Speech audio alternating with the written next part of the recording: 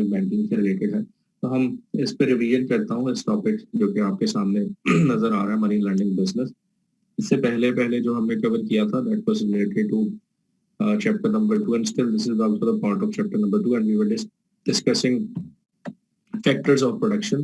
And what we were discussing in factors of production was like in traditional system, the factors of production, or in economics we call the factors of production are 4: land, labor, capital, and entrepreneurial or enterprise.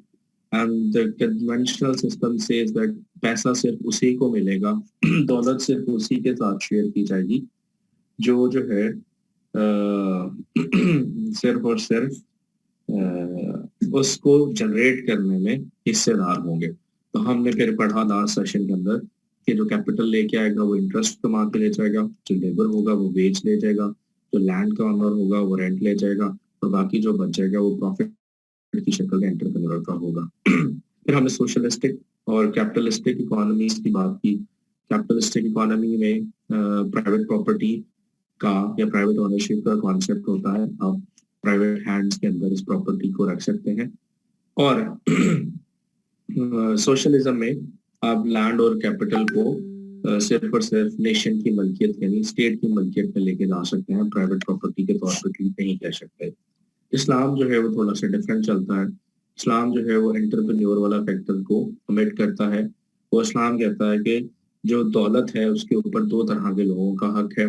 पहला हक जो इसके अंदर शरीक है इसको create करने के अंदर, जिसका पैसा है वो मुनाफे की शक्ल में लेगा, जिसकी लेबर है वो वेज की शक्ल में, और जिसकी जमीन है वो रेंट की शक्ल में। और इसके अलावा उन लोगों का भी हक है जिन लोगों ने इस सिस्टम के अंदर या इस प्रोडक्शन के अंदर अपना हिस्सा नहीं डाला, तो हम कहते हैं वो गरीब है, नादार है, मस्कीन है, या उन लोगों का भी हिस्सा है। यहाँ तक हमने बात की। फिर आगे बात हुई कि इंटरेस्ट को इस्लाम पसंद नहीं करता, रिबा है, स्ट्रिक्टली प्रोहिबिटेड है।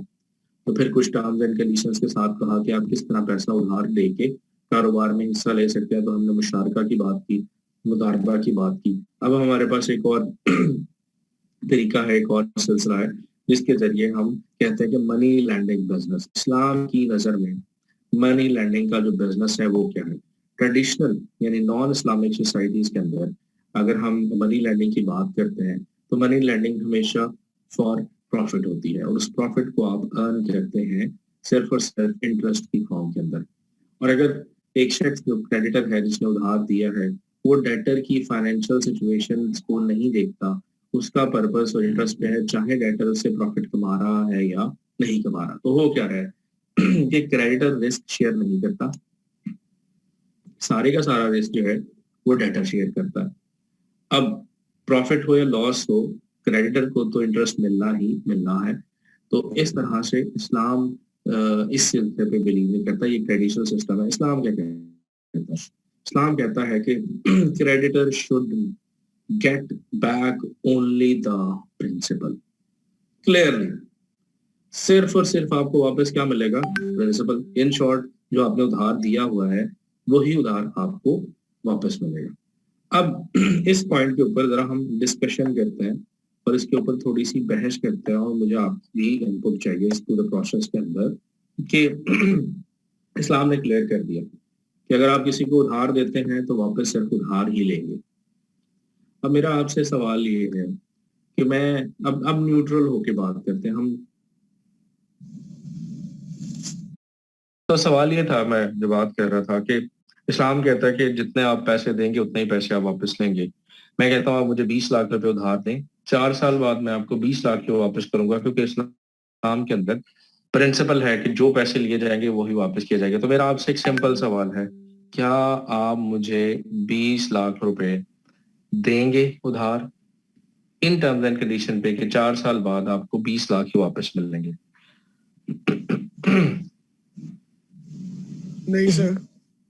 क्यों नहीं देंगे? ठीक है, पहला जवाब तो आ गया। ठीक है सर, क्योंकि रिटर्न में कुछ ज्यादा अमाउंट तो मिले ना, रिटर्न में ज्यादा अमाउंट मिले, लेकिन इस्लाम कहता है कि लोन के ऊपर आप रिटर्न नहीं ले सकते। साहब हमारा कैश यूज कर रहे हैं, उसके अब हमें चार्जेस ने। किसके चार्जेस? क्या हमारा कैश यूज कर रहे हैं उसके? नहीं, यूज देखो वर्डिंग यूज हुई है creditor will only receive back expenses. सही, मनी भी तो डिवैल्यूएशन हो जाती है ना। हाँ हाँ, तो अब आप कह रहे हैं कि भाई ठीक है 20 का 20 वापस कर दो, लेकिन मेरा पैसा जो डीवैल्यू है वो कहाँ से कवर होगा, ये सर सवाल आप इसका जवाब इस्लामी पॉइंट ऑफ व्यू से पूछना चाह रहे हैं ना कि उससे उसके मुताबिक क्या होगा। हाँ, मैं कहता हूँ मुझे इस्लामिक पॉइंट ऑफ व्यू के हिसाब से उधार दे दो, और आप पूछते हैं कि इस्लामिक पॉइंट ऑफ व्यू का क्या है उधार का, तो मैं कहता हूँ जितने पैसे दोगे उतने ही वापस मिलेंगे। सर इस्लाम इसमें ये कहता है कि यानी कि जो अभी हमने जो पढ़ा, अभी हमने आगे पीछे नहीं जाना, अभी जो हमने स्क्रीन शेयर की थी ना स्लाइड आपके साथ मैंने, उसकी उसी पे रहना है। और फिर हम वन बाय वन आगे चलेंगे बहस के साथ कि क्या होना चाहिए। अभी हम सिंपल क्या है उसके ऊपर बात करते हैं कि क्या आप कोई प्रॉफिट कमा सकते हैं उधार देके। नहीं, प्रॉफिट तो नहीं कमा सकते। सर उसमें एक चीज हो सकती है जी सर, उसमें एक चीज हो सकती है कि अगर आप जो यूनिट है उसको कुछ इस तरह से डिसाइड कर लें कि मैं आपको 1 तोला सोना देता हूँ और आपने मुझे 6 साल बाद 1 तोला सोना देना है। सो ठीक है, ये तो कंडीशन एक सेकंड ओपिनियन है ना।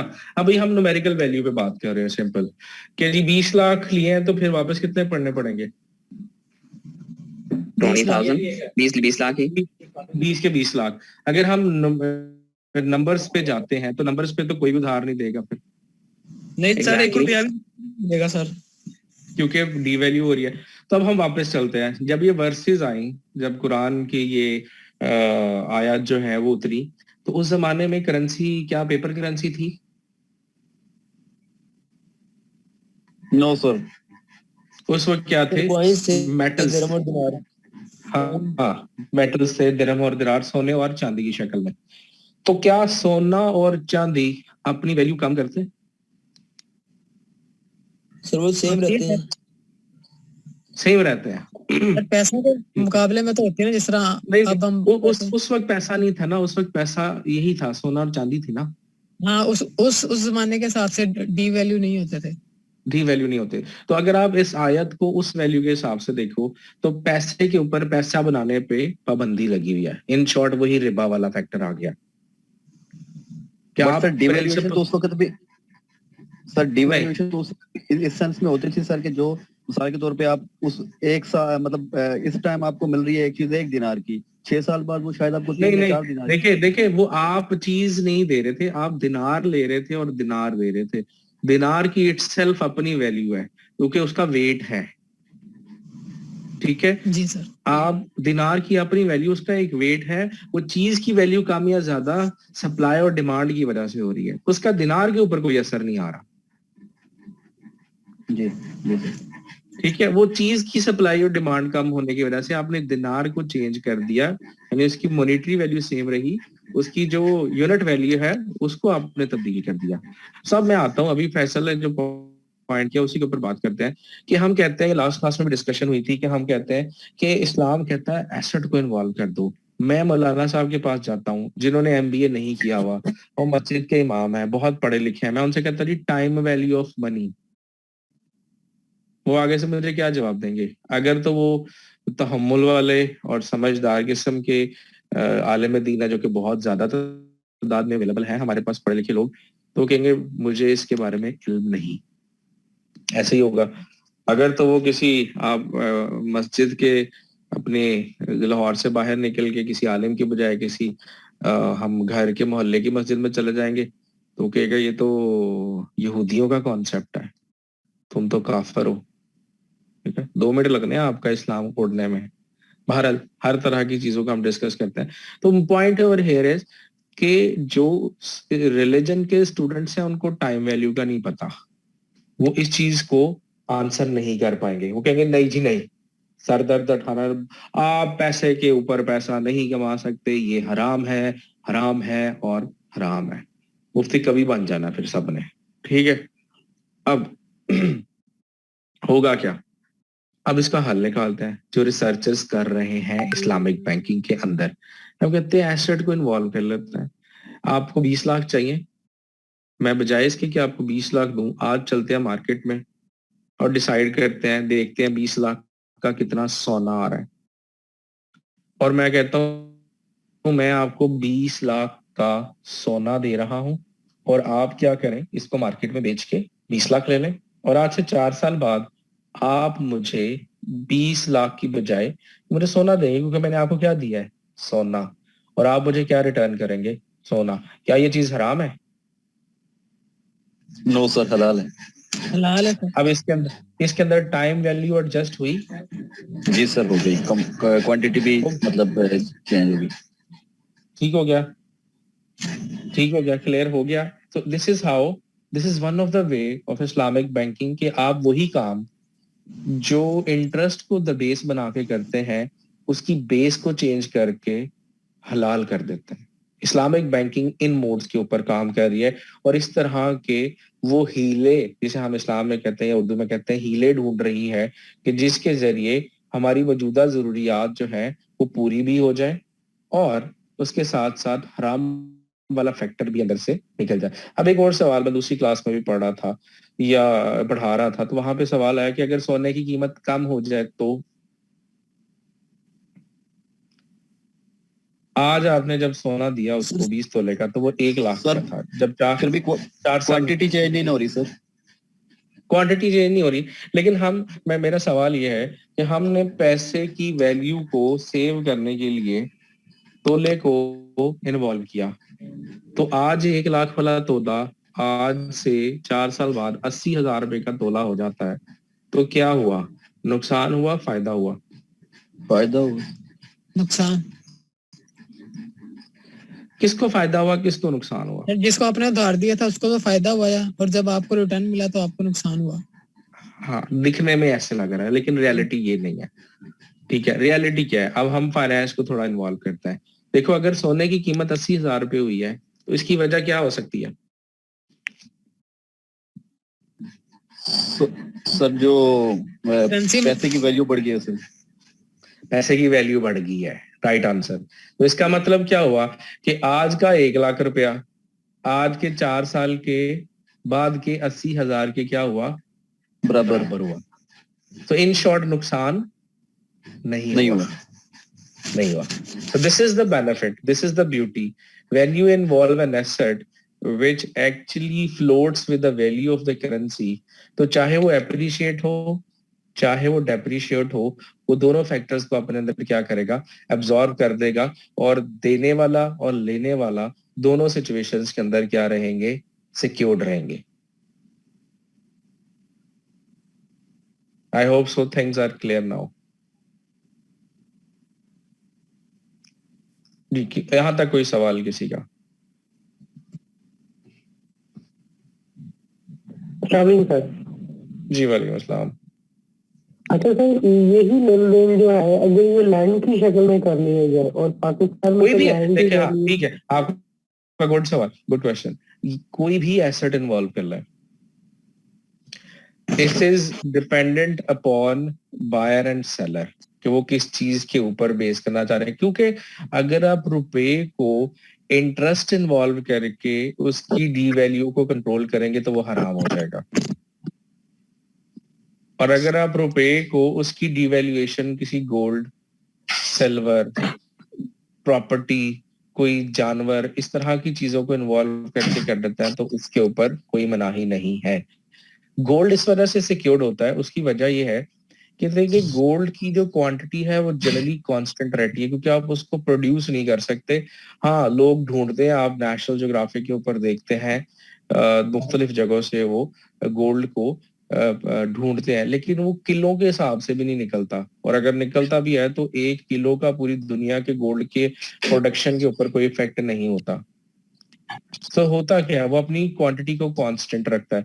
जब एक आइटम अपनी क्वांटिटी को कांस्टेंट रखता है तो उसके अगेंस्ट सप्लाई और डिमांड का इफेक्ट नहीं आता उस पर। उसको परचेज करने वाली आइटम की सप्लाई एंड डिमांड खुद ब खुद उसकी प्राइस में एडजस्ट हो देती है। तो मैं मिसाल देता हूँ, अभी मैंने थोड़ी देर पहले दूसरी क्लास के साथ भी मिसाल शेयर की कि फर्ज कर लेते हैं आपकी क्लास के अंदर 10 स्टूडेंट हैं, और आप ही की क्लास के अंदर मैं 10 सेब बेचने के लिए आया हूँ, और आप सब लोगों के पास 1-1 रुपया है, तो उस सेब की कीमत 1 रुपए होगी। 10 सेब, 10 लोग, और सबके पास 1-1 रुपया, यानी टोटल 10 रुपए, तो एक सेब की कीमत 1 रुपए बनेगी। अगर उसी क्लास के अंदर सेब भी उतने हैं, स्टूडेंट भी उतने हैं, और सबके पास 2-2 रुपए हैं, तो अब सेब की कीमत बढ़ के कितनी हो जाएगी? ₹2, क्योंकि सबके पास ₹2 है, सबकी परचेजिंग पावर बराबर हो जाएगी और सबकी रिक्वायरमेंट भी पूरी हो जाएगी या एक एक सेब खरीदा है। अगर सबके पास आधा आधा रुपया है, 50 पैसा है, तो सेब की कीमत भी क्या हो जाएगी, 50 पैसे। सेम इज द केस, अब उस गोल्ड की जगह, सॉरी उस सेब की जगह गोल्ड को रख ले, और वो जो पैसे हैं वो आपकी इकोनॉमी होती है। तो अगर अब गवर्नमेंट ज्यादा पैसे प्रिंट करती है, गोल्ड की क्वांटिटी उतनी ही रहनी है, तो होगा क्या, आपके गोल्ड की प्राइस बढ़ जाएगी। अगर गवर्नमेंट पैसे रिड्यूस कर देती है, मार्केट से श्रिंक कर देती है, रुपये की वैल्यू कम हो बढ़ जाती है, तो गोल्ड तो उतना ही है लेकिन रुपी एप्रिशिएट हो जाता है। तो गोल्ड को base banana is safe because the price fluctuation of the gold is generally absorbing all kind of factors which are related to devaluation. Any question in money lending based? Sir in case of हम किसी other currency में भी दे सकते हैं ना loan, for example dollar में, रियाल में, कोई भी ओके उसका, क्योंकि हमारी इकोनॉमी इतनी मुस्तहकम नहीं है, लेकिन अदर तो उसमें भी हमें फायदा ही होगा। नहीं देखिए, वहां पे फिर प्राइस फ्लक्चुएट नहीं ना होगी जी, ठीक है। वहां पे हो सकता है 4 साल बाद भी सोना उतने का ही हो जितना 4 साल पहले का था। नहीं सर, मैं कह रहा हूँ अगर, क्योंकि हमें फॉर एग्जांपल हम $20,000 उसको दे रहे हैं, तो इन फ्यूचर हम कहेंगे इतने साल के लिए आप हमें $20,000 ही इन शेप ऑफ डॉलर की शक्ल में ही वापस करोगे। हाँ, आप अगर आपको लगता है, अगर आप कंफर्टेबल हैं कि डॉलर सेम रहेगा, तो आप डॉलर में ले लें, और आप बिल्कुल इस्लामिक वे में चल रहे हैं कि जितने दिए हैं। लेकिन अगर आपको लगता है कि डॉलर फ्लक्चुएट कर सकता है, जी बिल्कुल, आप कोई एसेट इन्वॉल्व कर दे जो कि आपको लगता है कि वो फ्लक्चुएट नहीं करेगा, बल्कि उसके अगेंस्ट डॉलर फ्लक्चुएट कर देगा, वो करेगा, डॉलर फ्लक्चुएट कर जाएगा। ठीक हो, वो आप जहां पे आपको बेहतर लगता है। ओके ठीक हो, थैंक यू सर। जी, anyone else? Okay, so we don't have any question from this chapter number 2. Let's go to chapter number 3, which is very easy one. बहुत आसान है। Distribution of wealth in Islamic system, जिसके ऊपर कुछ 2 से 3 points हैं, क्योंकि हम जल्दी से कवर करते हैं थ्योरेटिकली चीजें जो हम पहले भी कवर कर चुके हैं। तो पहला पॉइंट उसके अंदर है कि इस्लाम फ्री मार्केट के ऊपर बिलीव करता है। इस्लाम किसी भी तरह से मार्केट के अंदर इंटरफेरेंस को अलाउ नहीं करता स्टेट की तरफ से, और इस्लाम कहता है कि हर कोई शख्स अपनी मर्जी से, अपनी इस्तात से, अपनी रिस्क कैपेसिटी से और अपनी लाइकिंग से जिस तरह का मर्जी भी जरिया मुआश इख्तियार करना चाहता है वो कर ले। किसी चीज की कीमत क्या होगी, रियासत डिक्लेयर नहीं करेगी। रियासत का काम सिर्फ और सिर्फ फैसिलिटेट करना है। हाँ, अगर कोई फ्री मार्केट के अंदर आर्टिफिशियल किस्म की मैनिपुलेशन हो रही है, तो उसको कंट्रोल करना स्टेट की जिम्मेदारी है। यहाँ पे आपकी बुक के अंदर चैप्टर 3 के अंदर एक वाकया बयान किया हुआ है कि हजरत उमर रज़ी अल्लाह ताला के ज़माने में एक ट्रेडर जो है वो मार्केट के अंदर एक चीज बेच रहा था, और वो उस चीज की कीमत जो है वो उसकी असल कीमत से कम पे बेच रहा था। तो उसको हुक्म दिया गया कि जो इसकी कीमत है मार्केट के अंदर उसी के ऊपर बेचो, कम कीमत के ऊपर तुम्हें बेचना अलाउड नहीं है। आजकल इस टर्मिनोलॉजी को कि मार्केट से कम कीमत के ऊपर बेचने को कहते हैं डंपिंग। डंपिंग कहते हैं। आज भी ये डंपिंग होती है, अलाउ की जाती है स्टेट की तरफ से, लेकिन जिस कंट्री में डंपिंग हो रही होती है उस कंट्री की इकोनॉमी को बड़ा नुकसान होता है। डंपिंग होती क्या, मिसाल के तौर पे कि एक चीज जो कि एक कंट्री के अंदर 40,000 रुपए की बन रही है, आप किसी दूसरी कंट्री के अंदर जाके 30,000 की बेचना शुरू कर देते हैं, और वहां की लोकल मार्केट की कीमत भी 40,000 ही है। तो मिसाल के तौर पे चाइना के अंदर एक फोन बनता है और चाइना में उसकी पाकिस्तानी करेंसी की इक्विवेलेंट कीमत 40,000 है, लेकिन पाकिस्तान के अंदर लाके चाइनीज कंपनी 30,000 की बेचना शुरू कर देती है। This is called as dumping, कि अपनी कीमत से भी कम के ऊपर आप प्रोड्यूस करते हैं, दूसरी मार्केट में जाके अपनी मार्केट में 40 का ही बेच रहे हैं आप, लेकिन पाकिस्तान में आके 30 का बेचते हैं। क्यों? क्योंकि आप पाकिस्तान की मार्केट के अंदर आके आर्टिफिशियल डिमांड क्रिएट करना चाहते हैं और एग्जिस्टिंग प्लेयर्स को कंपटीशन से बाहर करना चाहते हैं। This is not allowed.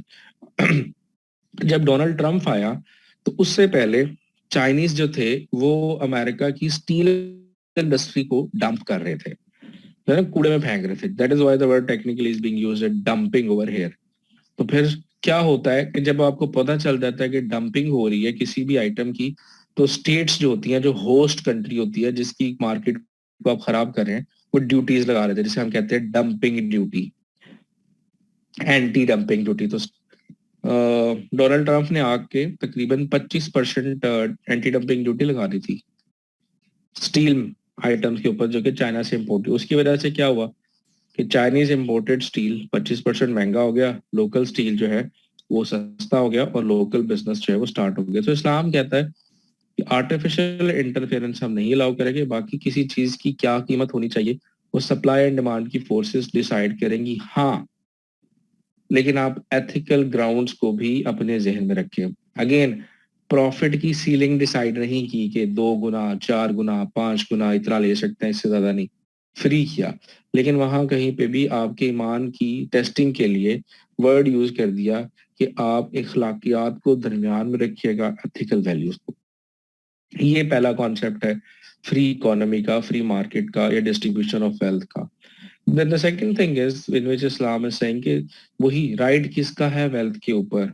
तो कहा 2 तरह के राइट है, एक वो जो कमाने के प्रोसेस में इन्वॉल्व है, जिसका पैसा है, जिसकी लैंड है, जो खुद मजदूरी कर रहा है, और दूसरे वो जो इस प्रोसेस में इन्वॉल्व नहीं, जो यतीम है, गरीब है, मस्कीन है, नादार है, नौकरी नहीं है, नौकरी ढूंढ रहे हैं, कोशिश कर रहे हैं, नहीं मिल रही, लेकिन अभी उनको जरूरत है, तो उनका भी हक है, राइट है। सो राइट को इस तरह से एक्सप्लेन किया कि राइट 2 तरह का है, एक वो जो प्रोड्यूस कर रहे हैं उनका, और एक वो जो प्रोड्यूस करने में हिस्सादार नहीं है, उनका भी आपके ऊपर हक है। और फिर तीसरा जो डिस्ट्रीब्यूशन ऑफ वेल्थ को कंट्रोल करने के लिए तीसरा पॉइंट है चैप्टर नंबर 3 के अंदर। Chapter number 3 is quite easy one, दिखने में लंबा सा है लेकिन कुछ वर्सेस हैं और कुछ एक्सप्लेन की हुई डिटेल्स, क्योंकि हम चैप्टर 2 में डिटेल में पढ़ चुके हैं, तो 3 में जरा आसानी से हमें समझ आ जाएगी। तो ये है कि कंसंट्रेशन ऑफ वेल्थ नहीं होनी चाहिए, पैसा एक जगह पे इकट्ठा नहीं होना चाहिए।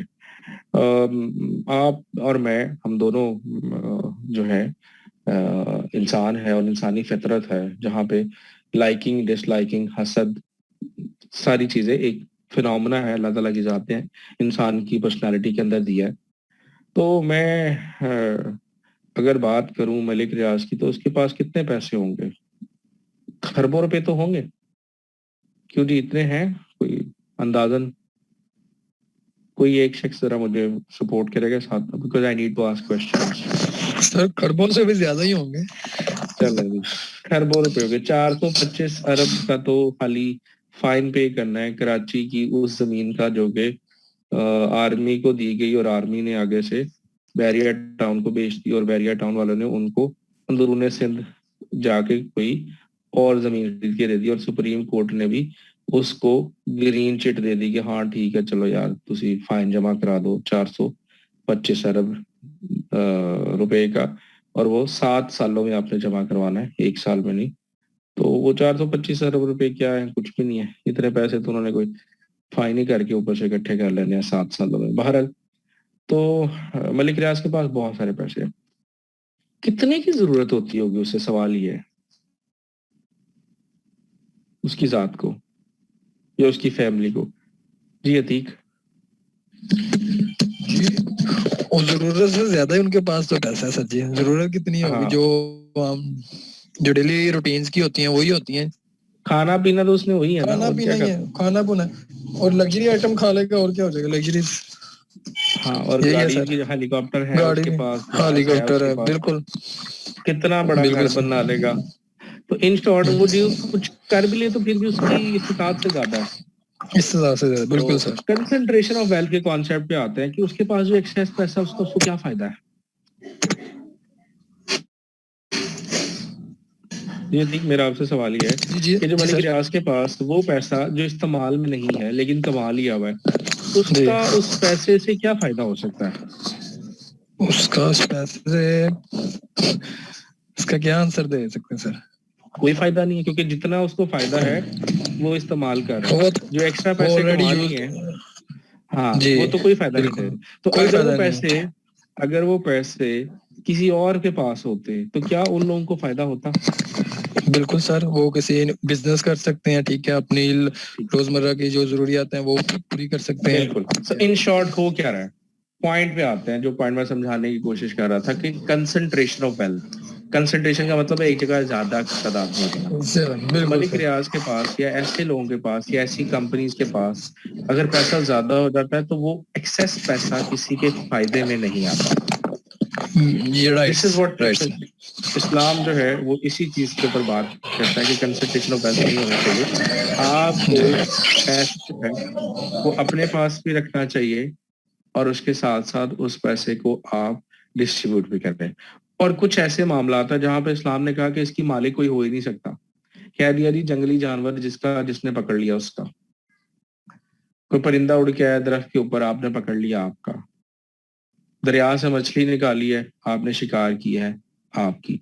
कोई माइन कान है, उसमें से कोई आपको हीरा मिल गया है, वो आपका। कोई सोना मिल गया है किसी भी राह चलते हुए शख्स को या ढूंढने की कोशिश कर रहा था, वो आपका।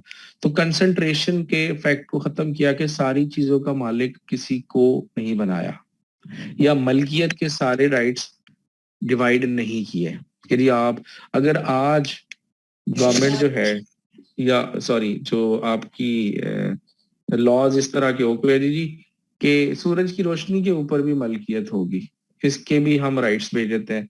तो जी वो सूरज की रोशनी जो बैरिया टाउन के ऊपर पड़ रही है वो बैरिया टाउन की मलकियत है, तो आप सूरज की रोशनी के भी पैसे दे जी। गर्मियों में 6 घंटे रोशनी अच्छी रहती है तो आप 6 घंटे के हिसाब से पैसे देंगे, और अगर सर्दियों में 3 घंटे रहती है तो 3 घंटे आप लाइट के पैसे देंगे। इसी तरह आप कहते हैं जी बैरिया टाउन के ऊपर चलने वाली हवा और ऑक्सीजन का मालिक रियाज होगा। इन चीजों की मलकियत नहीं दे दी, पानी किसी का नहीं। Sir may be in future government ये भी कह दे कि आप सोलर सिस्टम के लिए लाइसेंस जरूरी है। लेकिन कुछ चीजें कंट्रोल के लिए जरूरी होती हैं, ठीक है, जी। डॉक्यूमेंटेशन के लिए, और क्योंकि अपना भी खर्चा होता है उस चीज को मैनेज करने। जी। जैसे आप दरिया से मछली पकड़ने जाते हैं तो लाइसेंस होता है, थोड़े से लाइसेंस बिल्कुल ऐसे। क्योंकि वो कहते हैं जी वो उस दरिया को प्रोटेक्ट करने के लिए एक डिपार्टमेंट बनाया है, उसमें लोग काम कर रहे हैं, लोगों को जी। तो वो कुछ चीजें हैं। लेकिन दरिया की मलकियत रियासत के पास होती है और रियासत जो है वो बेसिकली एक गवर्नमेंट है अल्लाह ताला की। ओके जी, so what we were discussing कि वो लाइसेंस तो हो सकता है लेकिन आप उसको किसी की मलकियत में, सूरज की रोशनी का कोई मालिक नहीं हो सकता, चलने वाली हवा का कोई मालिक नहीं हो सकता। तो सब चीजों की मलकियत इस्लाम के अंदर एग्जिस्ट नहीं करती। तो यहाँ पे आपको इजाजत ही है कमाने के साथ उन लोगों का भी हक रखें जो कि उस कमाने के प्रोसेस के अंदर इन्वॉल्व है, और उसके साथ साथ जो है कुछ चीजों के ऊपर किसी की हक नहीं। आप जंगल में जाते हैं हिरन को पकड़ लेते हैं, वो आपका, वो किसी का नहीं है। So this is how concentration को खत्म करने की इन प्रोसेसेस के जरिए कोशिश की गई है। तो ये आपका चैप्टर नंबर 3 है जो कि बहुत आसान सा है। इसके अंदर कुछ वर्सेस हैं, उसको आप पढ़ लीजिएगा। ऑब्वियसली पेपर के अंदर मैं कोई वर्स आपसे नहीं पूछूंगा। यहाँ तक आपका कोई सवाल है तो आप मेरे से पूछ सकते हैं।